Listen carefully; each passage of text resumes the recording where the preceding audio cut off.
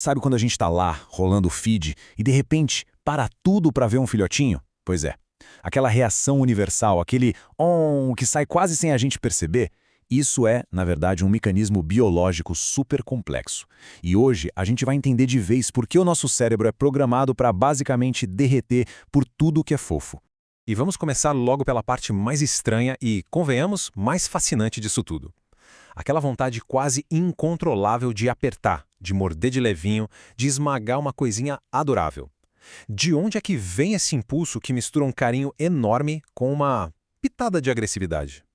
A resposta está toda na forma como o nosso cérebro lida com uma verdadeira sobrecarga de emoções. Beleza, vamos mergulhar nisso. Porque antes de entender o porquê, a gente precisa definir o quê. Afinal, não é qualquer coisa que dispara essa reação, né? Existe uma espécie de fórmula, um conjunto de traços que o nosso cérebro identifica na hora como fofo. Olha que interessante. Lá em 1943, um etólogo chamado Conrad Lorenz decifrou esse código. Ele batizou de Kin-Chen Schema, que é tipo um esquema do bebê. Ele sacou que certos traços de filhote funcionam como um gatilho biológico, que ativa lá no fundo um instinto nosso de cuidar, de proteger.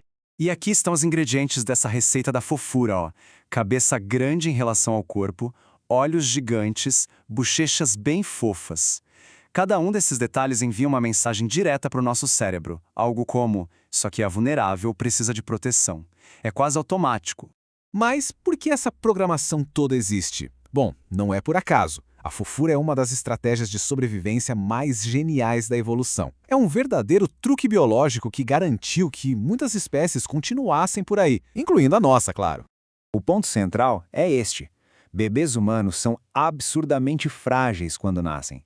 Diferente de um monte de outros animais, a gente leva anos para conseguir se virar sozinho. Então, a fofura não é um luxo, sabe? É tipo uma apólice de seguro de vida que garante que os adultos se sintam motivados a cuidar, a alimentar, a proteger os seus descendentes. E esse truque da evolução tem até nome, e é fascinante: neotenia. Basicamente, é quando características de filhotes são mantidas na vida adulta. Ou seja, é o segredo para ser eternamente fofo. E isso não vale só para a gente, não. O melhor exemplo disso, sem dúvida, é a domesticação dos cães. Pensa só, orelhas caídas, o rabo que abana, o latido, tudo isso são traços de filhotes de lobo. O que a gente fez meio sem querer durante o processo de domesticação foi selecionar os lobos que mantinham essas características por mais tempo. É por isso que, de certa forma, nossos cachorros são meio que lobos que nunca cresceram de verdade. E claro que a cultura pop também entendeu o poder desse bug do nosso sistema. A evolução do Mickey Mouse é o exemplo perfeito. É só comparar a primeira versão dele, de 1928, que era bem mais parecida com um rato adulto, com a versão de hoje, que segue a cartilha do Kin-Chen Schema à risca para gerar o máximo de simpatia. Certo, já entendemos o quê e o porquê. Agora vamos ver o que acontece exatamente dentro do nosso cérebro quando a gente dá de cara com algo irresistivelmente fofo. É uma verdadeira tempestade neural. Acredite se quiser, a reação é praticamente instantânea. Nosso cérebro identifica algo como fofo em apenas 140 milissegundos. Isso é mais rápido que um piscar de olhos. O sistema de recompensa já dispara antes mesmo da gente ter tempo de pensar racionalmente sobre o que está vendo. O que acontece nesse tempo recorde é que uma área do cérebro chamada córtex órbito-frontal, que está ligada à emoção e ao prazer, entra em ação com tudo. Ela libera uma onda de dopamina, que é o mesmo neurotransmissor de outras coisas que dão prazer, e isso faz a gente se sentir bem e querer mais daquele estímulo.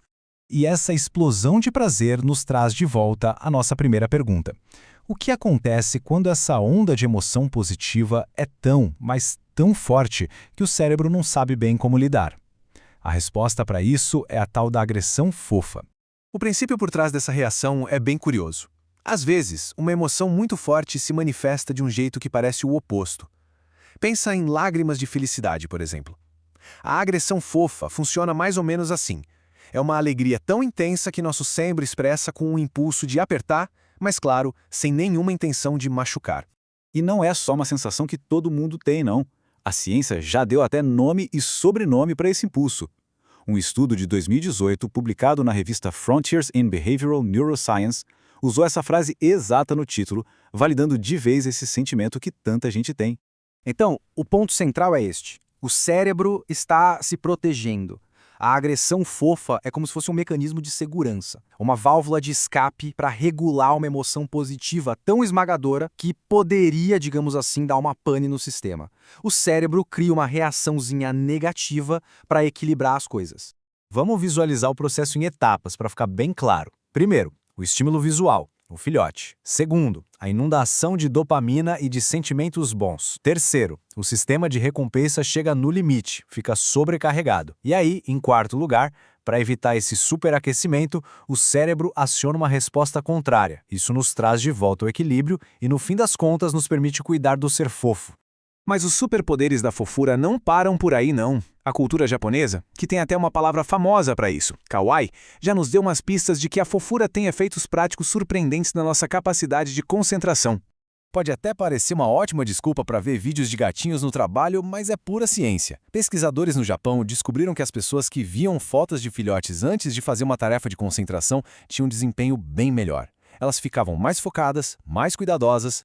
E a explicação para isso nos leva de volta para a evolução, claro. A fofura ativa nosso instinto de cuidado. É como se o cérebro recebesse um alerta. Atenção, tem um ser delicado e frágil por perto. E essa prontidão para ser mais cuidadoso acaba transbordando para outras atividades, deixando a gente mais meticuloso e atento aos detalhes. Então, da próxima vez que alguém sentir aquele calorzinho no peito ao ver um filhote, já sabe. É o resultado de milhões de anos de evolução, uma dança complexa da química do nosso cérebro com instintos de sobrevivência. É a ciência na sua forma mais adorável. E se o coração também derreteu com este vídeo, clica no curtir e se inscreve para não perder nenhuma aleatoriedade fofa.